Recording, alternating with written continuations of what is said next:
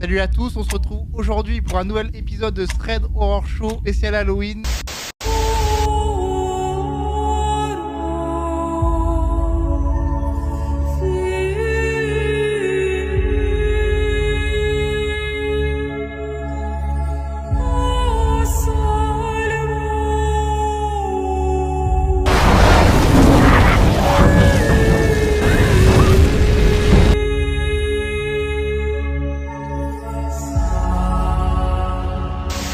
Aujourd'hui, je vais vous raconter l'histoire de Clara. Donc Clara, elle nous explique qu'elle a hésité pendant longtemps avant de raconter son histoire. Cela date de 2016. Ils sont partis à Londres pour fêter leur anniversaire respectif avec sa meilleure amie. Elles partent à trois avec son copain. Ce n'est pas la première fois qu'ils vont à Londres, mais c'est une bonne idée pour voyager sur un week-end. Donc sa meilleure amie les appelle et leur annonce une bonne nouvelle. Ses anciens voisins, ils vivent désormais à Londres et ils peuvent donc les héberger pour un week-end. Un couple ayant la quarantaine. Ils étaient très heureux car étudiants à cette époque avec peu de budget, ils ont accepté avec plaisir. Ils ont pris l'avion tous impatients de passer un week-end londonien. Et un de ses anciens voisins, il vient les récupérer à la sortie du bus pour les accompagner jusqu'à la maison. Et il semble assez agité. Il est plutôt monté sur pile, assez extravagant. Le couple n'y prête pas plus attention que ça sur le moment. Sa meilleure amie, elle l'avait décrit comme quelqu'un de fêtard. Et donc ils arrivent chez eux et il présente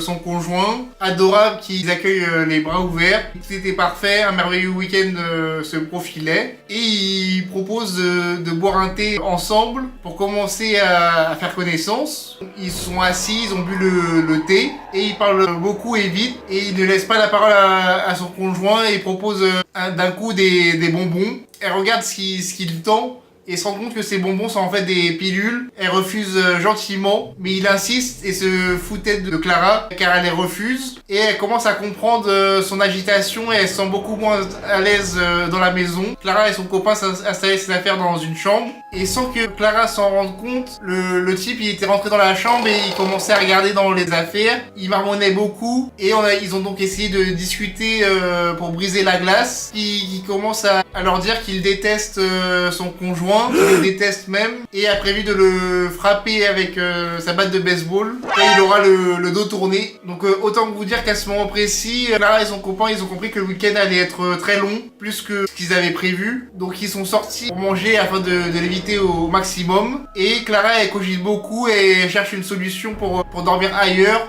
Mais malheureusement les seuls lieux disponibles qui restent sont très chers en ville. Donc sa meilleure amie elle essaye de la rassurer, de dédramatiser la situation. Et Clara a toujours un très mauvais pressentiment. Malheureusement pas le choix. Ils doivent rentrer pour dormir. Donc ils sont tous les trois dans la même chambre. Il y a Clara, son copain sur le lit double et sa meilleure amie sur un matelas à côté d'eux. Et ils éteignent les lumières. Son copain il reste un peu sur son téléphone quand ils entendent la porte s'ouvrir. Et stupeur, ce mec là il est devant leur lit, les yeux éclatés par la drogue. Et pire que ça, il monte sur le lit et s'allonge contre Clara et son copain.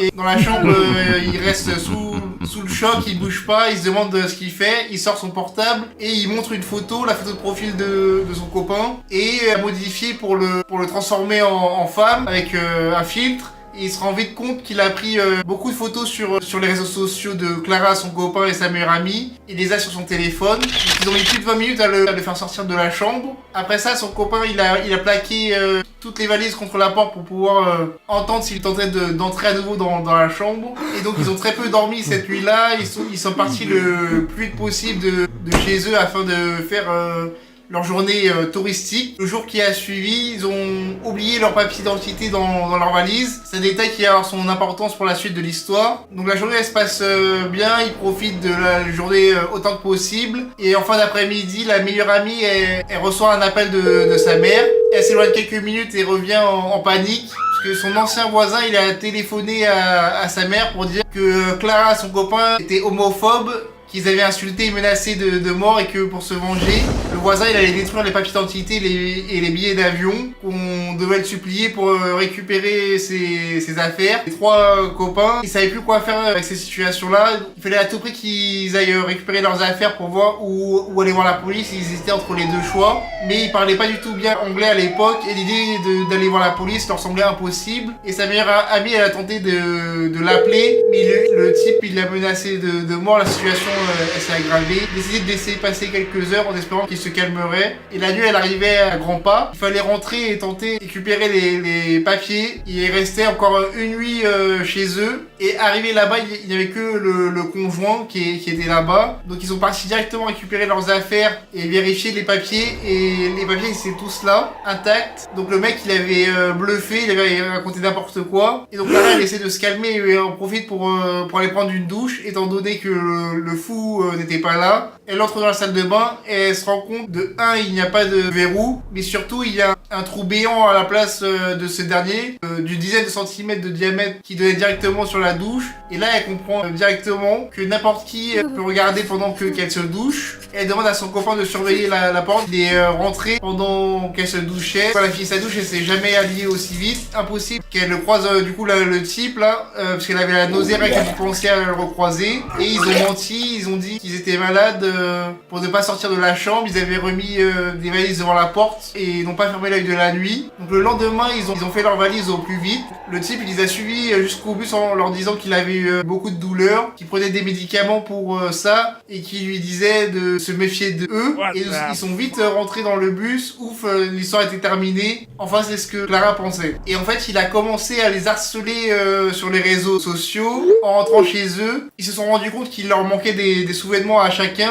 Et il a proposé peu de temps après d'envoyer les vêtements si on lui donnait notre adresse postale, ce qu'ils ont évidemment refusé et ils l'ont bloqué au maximum et espéraient jamais le recroiser. Et donc voilà comment se termine l'histoire de Clara et de ce type très bizarre. J'espère que l'histoire t'a plu et je te donne rendez-vous demain pour une toute nouvelle histoire.